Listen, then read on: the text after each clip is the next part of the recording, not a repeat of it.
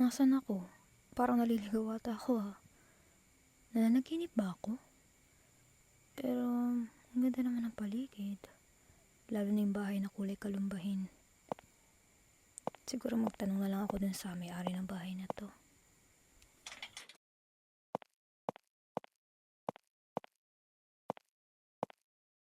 Tao po. Diyos ko po. Ah, ah, ah, ah. Magandang umaga po. Ano pong pangalan nila? At ano pong maipaglilingkod ko sa inyo? Pasensya na pero parang wala akong matandaan. Bingo. Pasok po kayo. Kukunin ko lang po ang mga kagamitan ko. Upo po muna kayo dyan sa may sofa. Huwag po kayo mahihiya.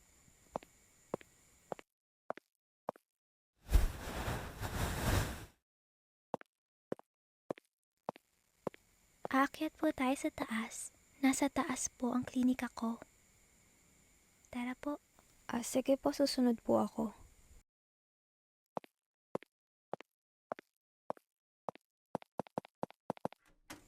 At ito po ang klinika ko.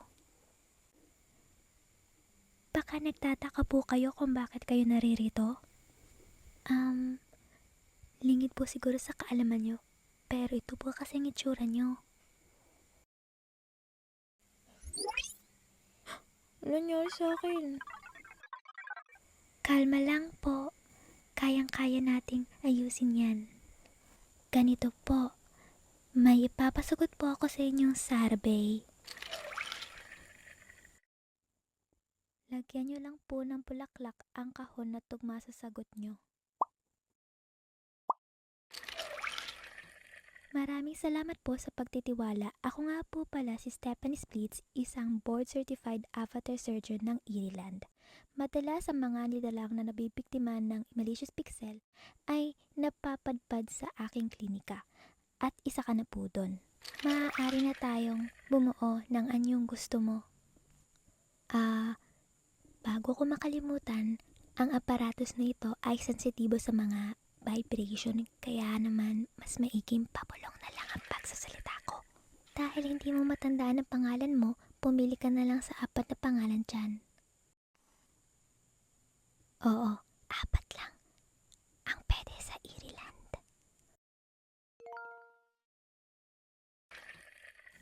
Magaling.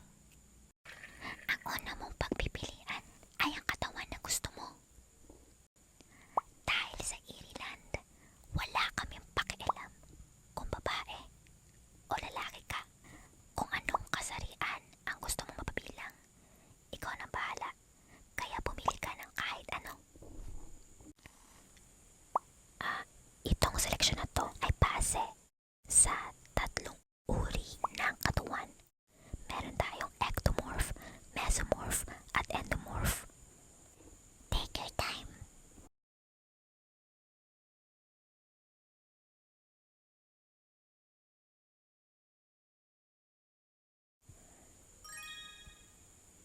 Nakapili ka na. Magaling.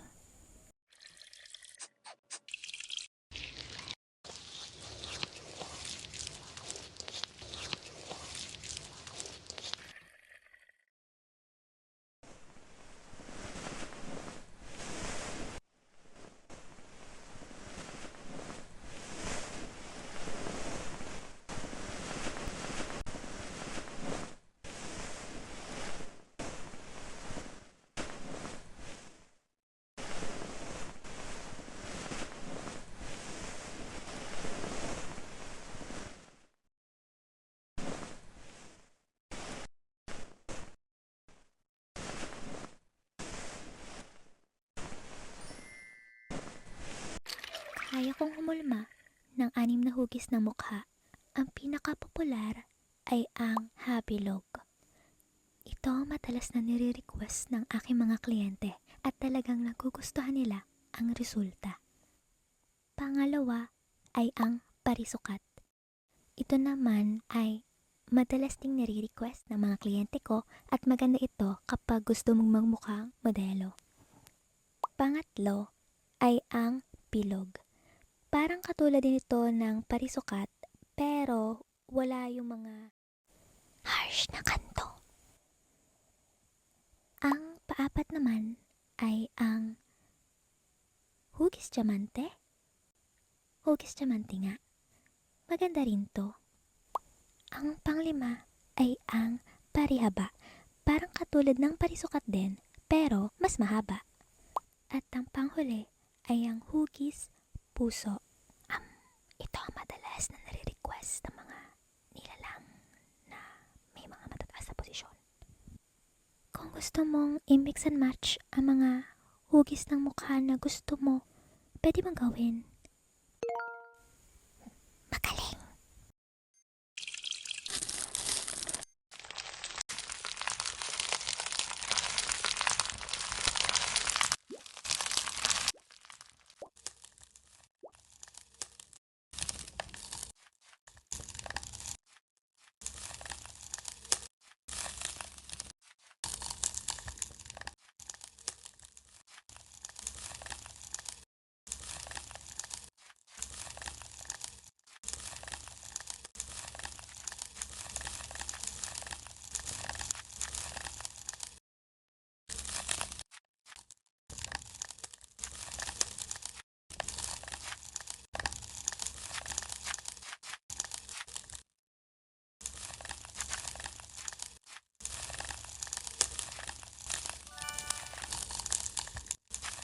Ang sunod naman ay ang eyebrows.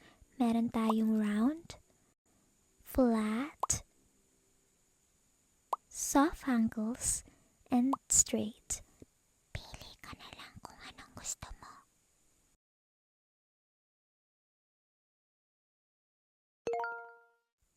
Magaling. Itong dalawang to ang gagamitin ko para maayos ko ang eyebrows mo.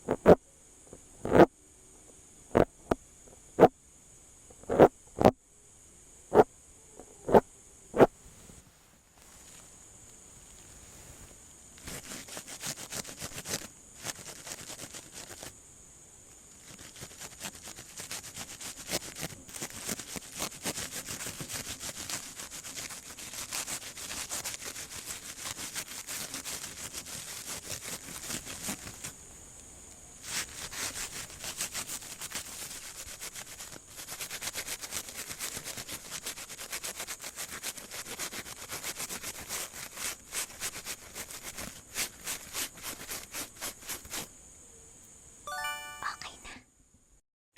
Ang sunod kong gagawin ay ang mga makikinang mong mga mata.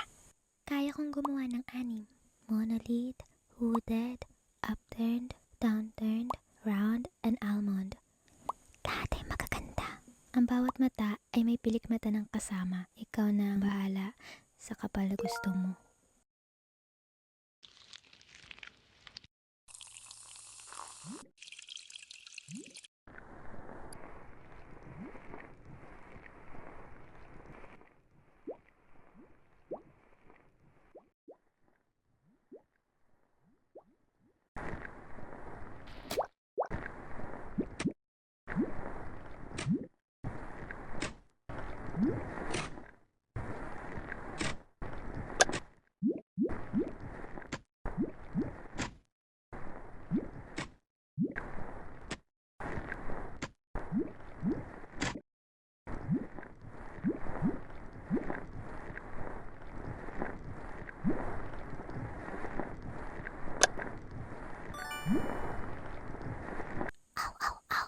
Andito na tayo sa pinakapaborito kong parte ng surgery, ang paggawa ng ilong.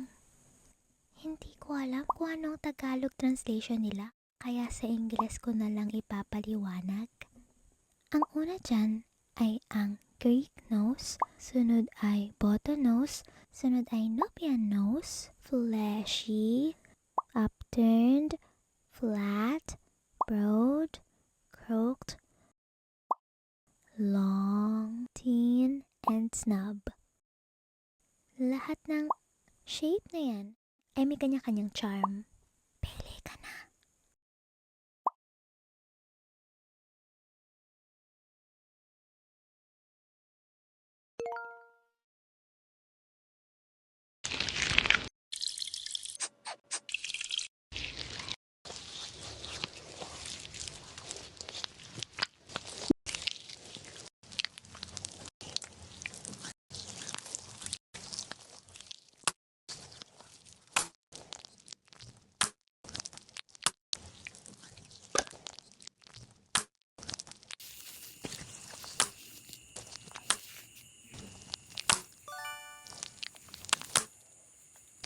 At ang panghuli ay ang labi para matapos na ang mukha mo. Pili ka na.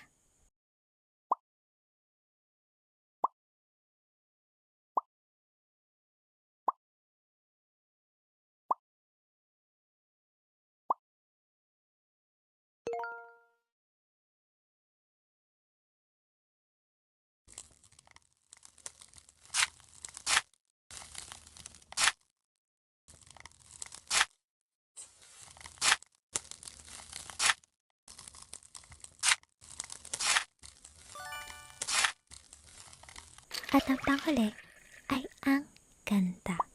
Meron tayong alipore sa mukha, pati na rin sa katawan.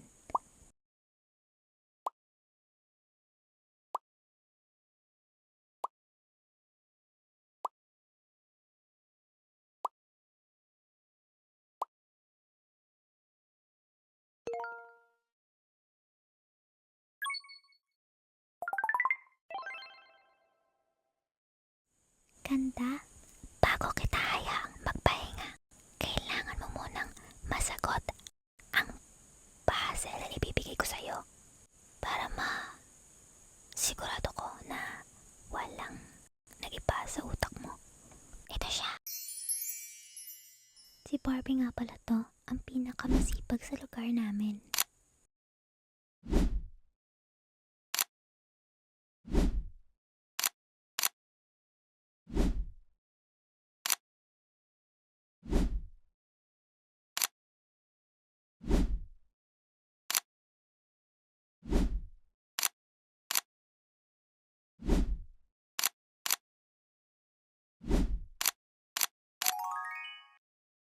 At natapos na rin. Dahil hindi mo pa rin maalala kung sino ka at hindi mo rin alam kung saan ka titira, hahayaan mo na kitang matulog dito sa aking bahay. Matulog ka na muna. Salamat.